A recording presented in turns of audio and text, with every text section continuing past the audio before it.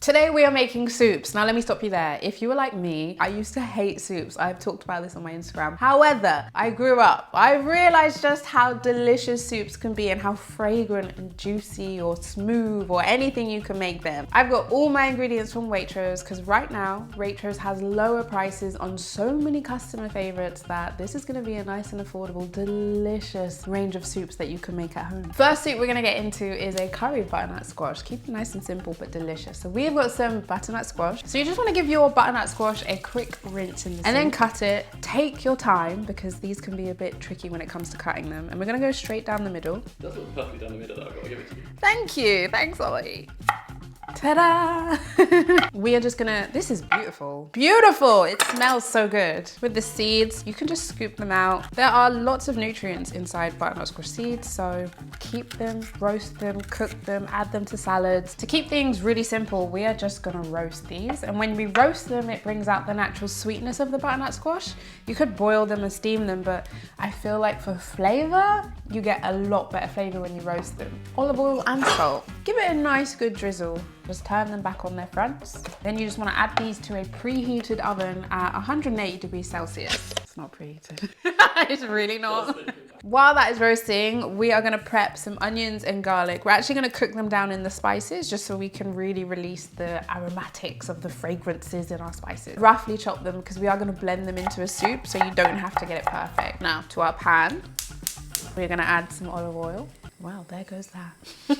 I mean, we've only got about 1 to 2 tablespoons. That's all you need. Once the oil is nice and hot, we want to get a sizzle on these onions.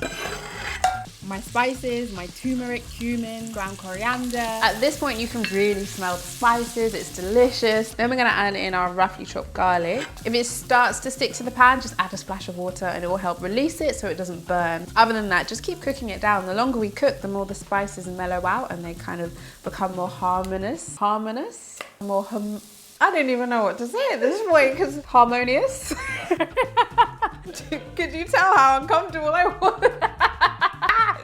Okay, I can't help but add some ginger. Ginger is just so warming. I can't really imagine anything curry flavored without warming ginger inside. Again, just a rough chop because we are gonna blend it. Just wanna lift it up. Ooh, beautiful, soft, slightly caramelized. Yeah, that's wonderful. Wait for it to not be piping hot, and then you just want to spoon out the inside. I'm gonna add it to our blender. Once we've added our roasted, delicious butternut squash, we can add in our curry and all the spices that we cooked down. So the onion, the garlic, the ginger. Season it with salt, and don't worry that we've got some spices left in here because we're actually gonna transfer it back to here to cook it down. So we're gonna get all those spices back into the curry. The other ingredient I'm gonna add is some butter beans. I'm gonna add butter beans for a few reasons. One, they're super creamy and delicious, but they also have some nice protein and nutrients, which is gonna make this curry a little bit more filling than if we only used butternut squash. And now you've got your bean liquid for whatever recipes you're gonna make for the rest of the week. Your aquafaba, whether you make mayonnaise, you wanna make some cake, you wanna make some pancakes, you wanna make, what's it called? Meringues. You can make some meringues. And we're gonna put these straight in here with everything else. And blend. You might need to add a little splash of water to help loosen it depending on your blender. And then we're gonna return it to the heat. And we're gonna pick up all the spices that were in the bottom of the pan. With soups like this, you kind of just have to go with your favorite type of consistency. I'm gonna add a bit more salt. What is soup without some bread? Really? Pour it into our bowl. So to serve, I've got some coconut yogurt, which I'm just gonna drizzle on top. Then I've got our coriander oil, and then a little bit of chili flakes on top. And of course some sourdough bread with olives in it, just to bring it all together. We used Waitrose lower price ingredients, and we've made a really easy weekday dinner.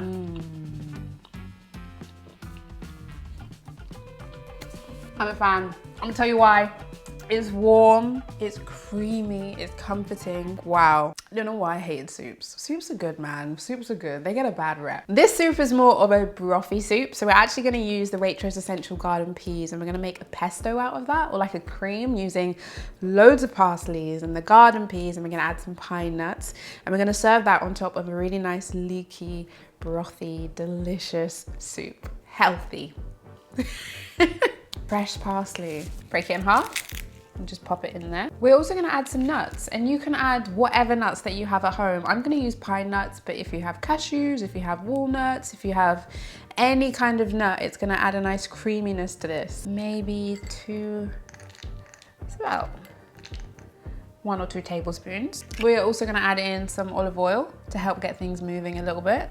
Season it with salt, pinch, and blend. Once you blend it, you're left with this really creamy, herby pesto that we're just gonna add on top of our soup once we make it. And trust me, it just adds so much more flavor and more texture. So with our leeks, we're gonna kind of roughly chop them so that we still keep some texture. What you'll notice with leeks is they actually store a lot of the dirt still within the leaves. You just wanna check in between each crevice and you can find bits of dirt. So you're gonna scrub those away first. Keeping them chunky just means when it's in our brothy soup, we still have a little bit of something to bite onto, which adds some nice texture. I cook these leeks down, olive oil. Once the oil is nice and hot, we're gonna get these leeks in. They're gonna sizzle. We're also gonna add in some courgettes. I think I'm gonna go for some half moons.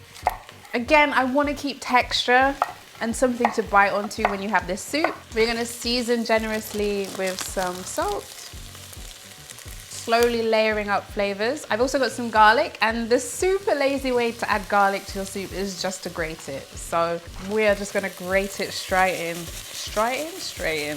Our courgettes, also known as zucchini. With a soup like this, you can add any vegetables you have in the house. So if you've got some carrots that need to get eaten, some onions, any other kind of green vegetable, any kind of green pea or bean, a really nice way to cook it is just to add it into a soup, a nice brothy soup. Then we're gonna add in some water. Then I'm gonna add in some cannellini beans, but you can add in any beans that you prefer or just have at home. So you add in some black pepper. Once you've let your brothy soup cook for a while and kind of build up some really nice flavors from what we put in there, you want to turn off the heat, and then we're going to add miso paste. Miso paste is full of umami flavors, so it's just going to hit your taste buds at the right note, which is going to enhance this vegetable stew. But you don't want to boil miso paste. Don't boil it down. So add a nice generous spoon of white miso. And then to bring out some more flavors, we've got some Waitrose Essentials limes. So we're just going to zest some of this lime. And the acidity and fruitiness is also gonna help bring out some really nice flavors in our soup. Juice. Then we're just gonna pop our nice, delicious brothy soup. And again, you can make this with any vegetables. We're just gonna spoon on some of our pesto, miso, black pepper. And there we have our super simple, delicious, leek, limey, beanie soup with our pea parsley pesto right on top. The best part of the video.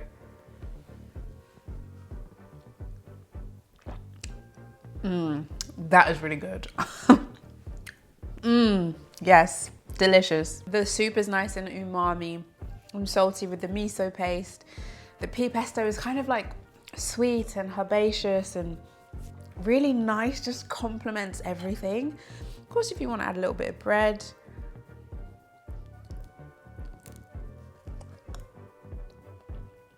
I'm a fan. You know, why was I hating on soup for so long? Because these are delicious recipes, and they're so easy to make. I don't know which one is my favorite because they're completely different. One is kind of creamy and silky, and the other one is brothy and textured, and one is curried and one is kind of fresh and fragrant. They are two really easy, delicious recipes that you should add to your weeknight meals because, wow, soups are the one. For someone who didn't like soup, who now loves soup, these are really easy to make and super delicious. So I really hope you guys like them. Let me know if you try them.